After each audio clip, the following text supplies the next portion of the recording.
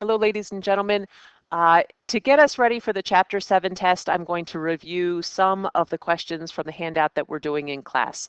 Now, problems 1 through 9 were relatively easy and straightforward, and most of us have had no problem whatsoever. So I'm going to start with problem 10 and do the rest of the worksheet on this video. If you have any questions about 1 through 9, I encourage you to come see Mr. Lozar or I, one of the two of us. So this problem says to find the height of a flagpole, Casey measured her own shadow and the flagpole shadow. Given that Casey's height is 5 foot 4 inches, what is the height X of the flagpole? Well, one of the things that I know is I've got this big ball of fire up here and it's casting this shadow. It comes down and hits the top of the light post or the flagpole and the top of Casey's head, and it creates congruent angles. So I know that these two triangles are similar based on angle-angle similarity. And because of that, I now feel comfortable setting up some proportions.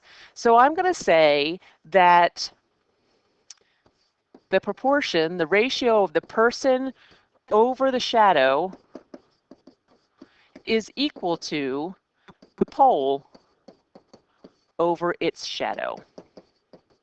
One of the things that both Mr. Lozar and I were very careful to point out is anytime we have feet and inches mixed, we need to convert it so that we're dealing with only feet or only inches. Personally, I feel a lot more comfortable just converting everything to inches and then converting back at the end. So I'm going to say that 3 feet is 36 inches. I just took 3 and multiplied it by 12. I'm going to look at the height. The height is 5 feet 4 inches. 5 times 12 is 60, and 60 plus 4 is 64. The shadow on my flagpole is 14 feet and 3 inches. So I'm going to say 14 times 12, and then to that number, I'm going to add 3. So I know that the shadow is 171 inches. So let's fill in what we know. The person is 64 inches tall. The shadow is 36 inches long. The height of the flagpole is what we're looking for, and it's labeled X, and the shadow is 171 inches. So I need to cross multiply. 36 times X is 36X, and 64 times 171, 64 times 171 is going to give us 10,944. 10,944. I'm going to divide both sides by 36, and that's going to tell us that X equals, let's come back here and divide this number by 36, and that gives us 304, but that's inches. And I'd feel a lot more comfortable, I'm requiring my students to convert this over to feet and inches. So I look at 304 inches and I want to convert that to some statement about both inches and feet. So I'm going to divide 304 by 12. So 304 divided by 12 gives me 76 thirds. That's not what I want to have. I'm going to come back to my calculator and type in 304 divided by 12, and you can either hit decimal enter or control enter. So that tells me 25.333 repeating. So I've got 25 feet. And what do I do about that 0.333 repeating? So I'm going to tell you what I'm going to do. I'm going to subtract 25, and that's just going to give me my decimal point. And for that decimal point, what I'm going to do is just multiply by 12. That's going to tell me how many inches that is. So 0.333 repeating times 12 gives me 4. So this is 25 feet and 4 inches. So that's the final answer. The height of the flagpole is 25 feet and 4 inches.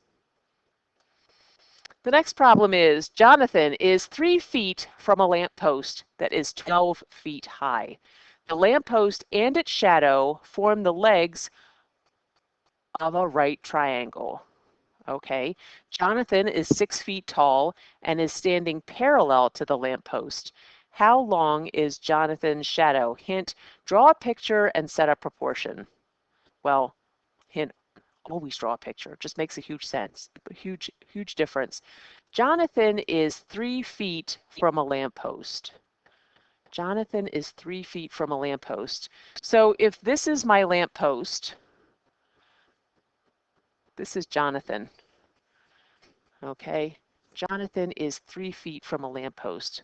So this is 3 feet, that distance right there. The lamppost and its shadow form the legs of a right triangle. Okay, so it's saying that form the legs of a right triangle. All right, so that's what that looks like. Let's see what else it says. Jonathan is 6 feet tall, 6 feet tall, and is standing parallel to the lamppost. So I'm going to put that in to mention that those two lines, those two segments are parallel. How long is Jonathan's shadow? Oh, let's see, I didn't label the fact that the lamppost is 12 feet tall.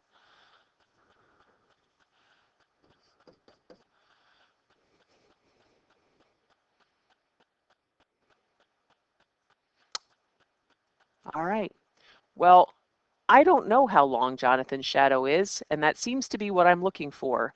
So I'm going to label this part of Jonathan's shadow, or this is Jonathan's shadow. It's also part of the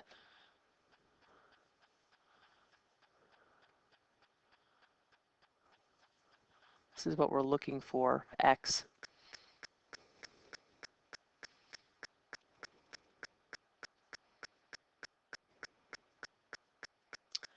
All right, so let's get started. I have two similar triangles. So I'm going to say that the pole over its shadow, that ratio is equal to, what's his name? We're going to call him John, so I don't have to write so much. John and his shadow. So let's see what I know. I know that my pole is 12 feet tall, and I don't know what the pole's shadow is, but I know this. I know that this whole length right here, I'm going to use some general common sense stuff. I'm going to say, well, this part right here is 3 feet, and this part right here is x. So this whole big thing, I'm going to call that 3 plus x. So the shadow for the pole is x plus 3 is just the tidier way to write that. My word problem says that Jonathan is 6 feet tall, and I don't know how long his shadow is. So I've got my proportions set up. I've got variables on both sides, which makes me a little bit uncomfortable. One of the things that I'm going to do is remember to put parentheses around my binomial. Anytime I've got more than just one term, I want to put parentheses so I remember to distribute. I'm going to cross multiply, which gives me 12x equals 6 times the quantity of x plus 3. So 12x equals 6x plus 18. I'm going to subtract 6x from both sides. That's going to give me 6x equals 18. I divide both sides by 6, and I know that x equals 3. My students know that I preach going back to the original problem and making certain that I'm answering the question that's being asked. The question says, how long is Jonathan's shadow? We labeled Jonathan's shadow as x, so I need to say his shadow is 3 feet long. All right, that's all there is to that one. I think the trickiest part for this is drawing the diagram and really understanding how to set that up. You might have been tempted to draw that as two separate triangles, but the fact of the matter is this part right here where it says that Jonathan is standing 3 feet away from the light post, that was really important for this. All right, let's look at the next one. Rectangle LMNP has vertices at -6, 0, M is 6, 0, N is 6, -3, P is 6, -3. Find the coordinates of the image after a dilation with a scale factor of 1/3. All right, so my original images, or my pre-image, Remember that weird terminology that we use. We start with a pre-image and then we go to the image. We have L is 6, 0, M is 6, 0. That was negative 6, 0 for L. N is 6, comma, negative 3, and P is negative 6, comma, negative 3. My scale factor is this. It's 1/3. So I'm going to take 1/3 and I'm going to multiply it by each thing. All right. So we're going to say that my image will be L prime negative 6 times 1/3. I'm only going to do this part once. Negative 6 times 1/3.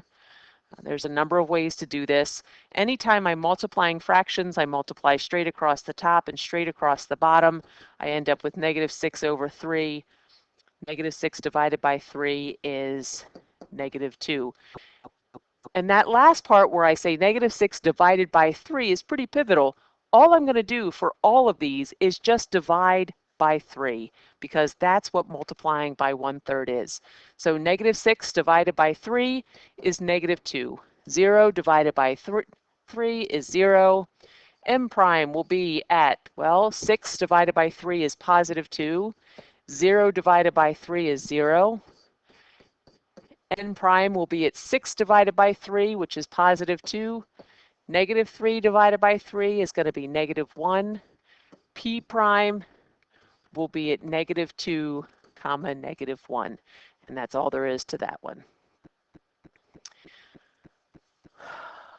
Quadrilateral EFGH is similar to JKLM. What is the value of X? Well, I'm going to start with my similarity statements because I look at these and I go, there's some flipping that's happening, and it's a heck of a lot easier for me to go from the similarity statement than it is to try to line things up. So I'm going to look at my similarity statement and say that the first two equals the first two. So EF over JK equals second two FG over KL equals GH over LM, and then the first and the last, so I will have EH over JM. I am looking for X, and X is in two different places here. It's at EF, and it is at GH over here. So I'm going to say EF, so I'm going to work specifically with EF over JK equals GH over LM. I'm going to fill in what I know, and hopefully I've got everything that I need. So EF is X. JK is over here, it's 8. GH is 2X plus 1.5. And LM is 18. I'm going to put parentheses around my binomial to help remind me to distribute properly. I'm going to cross multiply, which gives me 18x equals 8 times 2x plus 1.5x. I'm going to continue that over here. That will give me 18x equals 16x. 8 times 1.5 is 12. I'm going to subtract 16x from both sides. I'll have 2x equals 12, and therefore x equals 6. It wants to know what the value of x is, so we're finished. The scale of the park map is 1.5 centimeters to 60 meters. Which is the best estimate for the actual distance between the horse stables and the picnic area? All right, so I'm going to set up my proportion. Ratios are often given to us this way. I am far more comfortable, and I think it's far more helpful to look at this and say that that's 1.5 over 60. All right, so I know that my scale is for every 1.5 centimeters, that's really 60 meters. And I look at this graphic representation and I say, well, that's labeled 4.2 centimeters. So that's the distance on the map area. I need to figure out how far away it is in real life. So I'm going to do some cross multiplication. I'm going to end up with 1.5x equals 60 times 4.2. Go to my calculator, 60 times 4.2 gives me 252. I'm going to divide by 1.5 on both sides. Come back to my calculator, divide by 1.5 equals 168. 168 what? Well, this was centimeters and this was meters. So the distance in real life between the horse stables and the picnic area is 168 meters. Number 15, PQRS is similar to TUVW. The way I taught this in my class was that we had some stuff. We knew that the similarity ratio of the side over the side gave us A over B. We knew that the perimeter of the small, well, we'll call it small rectangle, over the perimeter of the big rectangle, that also gave us A over B. And then lastly, we had the area of the small rectangle over the area of the big rectangle. That gave us the proportion of A squared over B squared. So I need to figure some stuff out. I need to look at what I've got, and in every case I did small over large. So when I do this, I'm going to do A is 14, and I'm not really doing A. This is my starting point. I'm going to do 14 over 21, and I'm going to reduce that. The biggest number that goes into 14 and 21 is 7. 14 divided by 7 is 2. 21 divided by 7 is 3. So my fraction reduces to 2 over 3. So I'm going to come over here and make a note that A equals 2 and B equals 3. All right. So I don't know what the area of my small rectangle is, but I know that whatever it is, the ratio of that is going to be the same A over B. So I don't know what my perimeter is of my small rectangle. But I do know that the perimeter of my big rectangle is 72 centimeters. And I know that whatever that ratio is, it will reduce to 2 over 3. So now I know this, and I am going to do some cross multiplication. This is cumbersome, and I don't want to write it over and over again, so I'm going to recall that x. 3 times x is 3x. 2 times 72 is 144. And I'm going to divide both sides by 3. X is 46. Let's come to the calculator. I don't trust my math. 144 divided by 3. 48. Good thing I checked. So x is 48. So I'm going to come over here and I'm going to say the perimeter of my small triangle or my small rectangle is 48 centimeters. Okay. Now the next thing I have to look at is the area. So I'm using this. I know that the area of my big rectangle is 315. I'm going to move some stuff around. So the area of my big rectangle is 315. What I don't know is the area of the small rectangle. And I know that when I reduce this, I'm going to end up with A squared over B squared. A is 2, so this is 2 squared. B is 3, so this is 3 squared. So I'm going to rewrite this as y over 315 equals 4 over 9. And that, when we cross multiply, gives us 9y equals, well, what's 4 times 315? 1260. that the right answer? 1260. I'm going to divide both sides by 9. 1260 divided by 9 gives me 140. So I'm going to label this, my area is 140 centimeters squared.